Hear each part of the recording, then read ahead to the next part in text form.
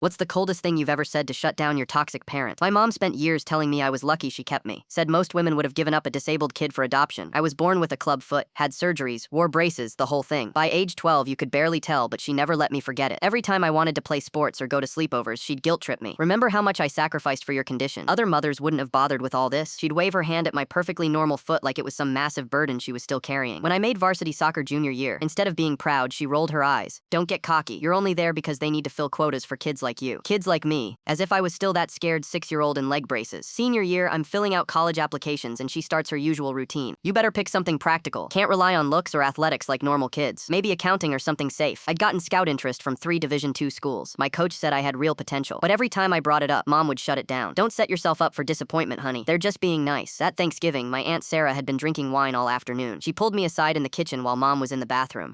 Your mom drives me crazy with that saint act, she whispered, glancing toward the hallway. You know she wanted to give you up, right? My stomach dropped. What are you talking about? Sarah's face sobered up real quick. Oh God, you don't know. When you were born, your mom took one look at your foot and started calling adoption agencies. Said she couldn't handle a special needs kid. I felt like the room was spinning. Your grandparents went ballistic. Grandma literally moved in for 6 months to help with your care. They paid for every surgery, every doctor visit, every piece of equipment, the physical therapy, the special shoes, all of it. Sarah grabbed my shoulders. Your mom didn't sacrifice anything, sweetheart. She just took credit for what everyone else did. The next few weeks were torture. Every time Mom started her martyr routine, I wanted to scream. But I waited for the perfect moment. It came during Christmas dinner. Extended family was there, including my grandparents, who'd driven 4 hours to see me. Mom was telling everyone about my college applications, but of course she had to make it about her struggles. It's been such a journey, raising a special needs child, the sleepless nights, the constant worry. Most people have no idea what that kind of dedication looks like. My grandmother's fork stopped halfway to her mouth. She gave Mom a look that could freeze hell. That's when I decided I was done. I set down my fork and looked right at Mom. Speaking of dedication, Aunt Sarah told me something interesting at Thanksgiving.